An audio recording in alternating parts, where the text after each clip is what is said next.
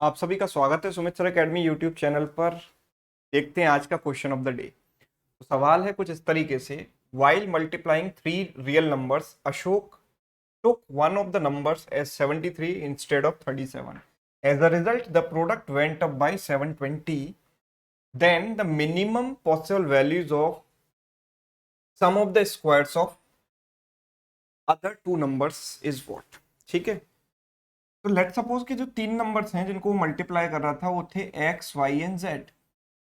जो पहला नंबर है ना, जो पहला नंबर है, तो while multiplying three real numbers Ashok took one of the numbers as 73 instead of 37. Let suppose इस नंबर को उसने 37 की जगह 73 ले लिया, है ना। एक्स को उसने 37 उसको लेना था पर उसने ले लिया उसकी जगह 73, जिसकी वजह से प्रोडक्ट 720 से इंक्रीज हो गया। अच्छा, अगर मैं इसकी जगह 73 लूंगा तो product of three numbers would be 73 into Y into Z, तीनों नंबर्स का प्रोडक्ट ये आएगा।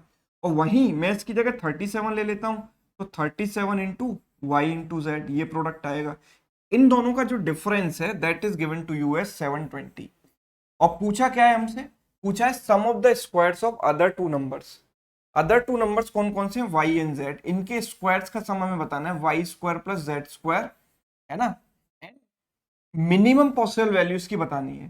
That means you have to identify और find out the minimum possible value of squares, sum of the squares of Y and Z, है ना। ये हमें बताना है। तो कैसे बताएंगे यहां से, चलिए देखते हैं। देखो यहां पर 73 into Y Z minus 37 into Y Z, तो 73 में से 37 अगर मैं माइनस करता हूं तो कितना बचता है, this is 6 and because Y into Z तो कॉमन आ गया ना, तो 6 minus 3 3, 36 into Y into Z and that is 720, है ना। यहां से दो बार मैं इसको कैंसिल कर देता हूं तो y इंटू जेड बराबर 20 हो जाएगा। मतलब ऑलमोस्ट सभी लोग यहां तक कर लेंगे, है ना। इसके बाद में आके फंस जाएंगे कि अब इसके आगे कैसे करें, Y square plus Z square की मिनिमम वैल्यू यहां से हम कैसे निकालें, है ना। यही तो प्रॉब्लम है कि Y square plus Z square की मिनिमम वैल्यू हमें निकालनी है, लेकिन हमें वाई इंटू जेड पता है ना।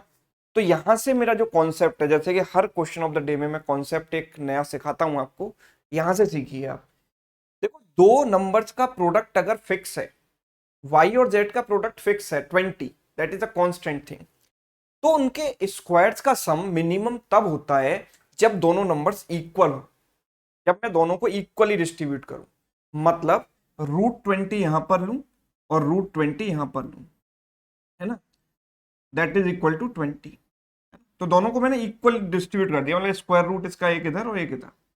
तो मैंने देखा कि √20 का स्क्वायर, ये y की वैल्यू हो गई और z की वैल्यू √20 हो गई का स्क्वायर, तो अल्टीमेटली 20 प्लस 20 यानी कि आंसर आ जाएगा मेरे पास 40, है ना। तो ये तो आप याद रख सकते हैं इस चीज को। अगर आप याद नहीं रखना चाहते, जैसे कि सर आप कहोगे सर ये तो आपने डायरेक्ट बता दिया, मजा नहीं आया। इनफैक्ट मुझे भी कोई अगर इस तरीके से बताता तो मजा नहीं आता यार, डायरेक्ट रटना कैसा, है ना। आप कॉन्सेप्ट से भी इसको प्रूव कर सकते हैं, बहुत अलग अलग तरीके से आप प्रूव कर सकते हो, लेकिन मैं वन ऑफ द मेथड बता देता हूँ। देखो आपको एक इनइक्वालिटी पता होनी चाहिए मैथ्स की, जो कि हमेशा ट्रू होती है, दो नंबर्स का arithmetic mean is always greater than और equal to geometric mean of these two numbers. Arithmetic mean हमेशा ज्योमेट्रिक मीन से बड़ा या उसके बराबर होता है। बराबर केवल तभी हो सकता है जब दोनों नंबर्स इक्वल हो, अदरवाइज अगर वो अनइक्वल नंबर्स हैं तो अरिथमेटिक मीन ज्यादा होगा ज्योमेट्रिक मीन से, है ना। तो अरिथमेटिक मीन अगर मैं दो नंबर्स कंसीडर कर रहा हूँ वाई एंड जेड, तो उनका अरिथमेटिक मीन क्या होगा, y plus Z divided by 2, है ना। And what about geometric mean, geometric mean is √y into Z, √y into Z. मैं ये कह सकता हूं कि y plus Z greater than और equal to 2 times √y into Z, right. What is √y into Z, तो y z की value तो हमें पता है 20, तो मैं यहाँ 20 रख देता हूँ। अब आप कहेंगे सर यहाँ से तो y प्लस जेड की मिनिमम वैल्यू आ गई। यस, बिकॉज अगर मैं ये कहता हूँ कि y प्लस जेड इससे ग्रेटर या इसके बराबर होना चाहिए, that means this is the least value. भाई इससे ज्यादा ही होगा ना हमेशा, क्योंकि ग्रेटर वाला साइन, यानी कि least value y plus Z की हमें पता है इतनी है। तो अगर मैं Y square plus Z square को एक्सप्रेस करूं y प्लस जेड के टर्म्स में, तो मैं कैसे लिख सकता हूं, y plus Z whole square minus 2yz, लिख सकता हूं कि नहीं। Because A plus B whole square क्या होता है, A square plus B square plus 2ab। अब जब प्लस 2yz आएगा और माइनस 2yz कैंसिल हो जाएगा तो बचेगा Y square plus Z square. Basic inequality है ना, नॉट इनइक्वालिटी, बेसिक आइडेंटिटी है, ये आपको पता होगी, है ना। तो y प्लस जेड का स्क्वायर, अब देखो जब मुझे इसको मिनिमाइज करना है तो मुझे इसको भी तो मिनिमाइज करना पड़ेगा। इसको मिनिमम वैल्यू कैसे निकालूंगा, तो इसकी मिनिमम वैल्यू है 2 इंटू रूट 20। तो this is the minimum value of this sum of y and z। इसका square minus 2 into Y Z, तो कॉन्स्टेंट है वाई जेड कितना है 20, तो मैंने सीधे इसको 20 रख दिया। तो ये कितना आ गया 4 इंटू 20, 4 इंटू 20 मतलब 80, माइनस ये हो गया 40, तो घटाने के बाद कितना आया 40। That is the minimum value of this number, है ना। इस चीज को आप ऐसे प्रूव भी कर सकते हैं, है ना। अगर आपको am greater than equal to gm वाला भी नहीं लगाना तो आप इतना सोच सकते हो कि अगर दो नंबर्स का प्रोडक्ट कांस्टेंट है, उनका सम मिनिमम तभी होता है जब दोनों नंबर्स बराबर होते हैं। फॉरगेट अबाउट स्क्वायर्स, मैं स्क्वायर्स की बात ही नहीं कर रहा, मैं ये कह रहा हूं कि इनका सम मिनिमम तब होता है जब ये दोनों बराबर होंगे। तो बराबर कब होंगे, जब ये दोनों रूट ट्वेंटी होंगे। तो सम मिनिमम होगा जब दोनों की वैल्यू रूट ट्वेंटी हो। तो अगर दोनों की वैल्यू रूट ट्वेंटी रखी तो टोटल आ जाएगी 2√20, है ना। बिना इस इनइक्वालिटी के भी आप, अगर आपको ये चीज पता है कि दो नंबर्स का प्रोडक्ट कांस्टेंट है तो सम मिनिमम तभी होता है जब दोनों नंबर्स इक्वल होते हैं। And vice versa is also true कि जब दोनों का सम कांस्टेंट है तो प्रोडक्ट मैक्सिमम होता है जब दोनों इक्वल हो। इस चीज को मैं आपको समझा देता हूँ कैसे। देखो जब सवाल आ ही गया है तो साथ के साथ एक चीज और समझ लो, क्या दिक्कत है। जैसे मैंने बोला कि सम दोनों नंबर्स का कांस्टेंट है, let's take some other numbers a and b, है ना। a प्लस बी फिक्स्ड है आपका, a प्लस बी है 10।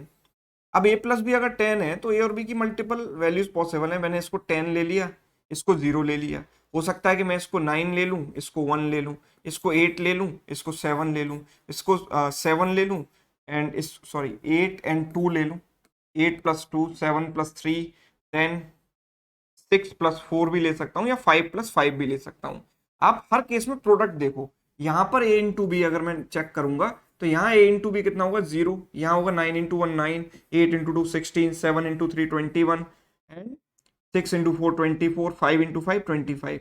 तो आपने देखा कि जब इनका सम कांस्टेंट था तो प्रोडक्ट मैक्सिमम कब आया, प्रोडक्ट दोनों का मैक्सिमम तब आया जब मैंने दोनों को इक्वल रखा। ये बढ़ता चला गया, जितने जितने नजदीक आते जाएंगे, जितने क्लोज आते जाएंगे उतना प्रोडक्ट बढ़ता जाएगा। तो ये नजदीक आते गए, पहले बहुत दूर थे 10 और 0, थोड़े और पास आए और पास आए और पास आए और पास आए, बराबर हो गए। बराबर होते ही क्या हो गया, प्रोडक्ट मैक्सिमम हो गया इनका, है ना। तो इस फैक्ट को भी आप याद रखो। और दूसरा क्या होता है कि अगर प्रोडक्ट कांस्टेंट है तो सम मिनिमम होता है जब दोनों इक्वल हो।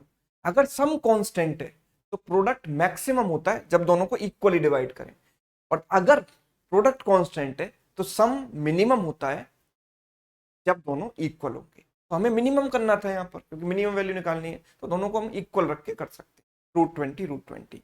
ठीक है, तो होपफुली ये क्वेश्चन तो आ ही गया, साथ ही साथ बेसिक जो मेरा मोटिव था कॉन्सेप्ट आपको सिखाना, वो भी आपको समझ आ गया होगा। तो ये कॉन्सेप्ट आपको कैसा लगा, पहले से आप इसको जानते थे या नहीं जानते थे, कमेंट करके जरूर बताइएगा।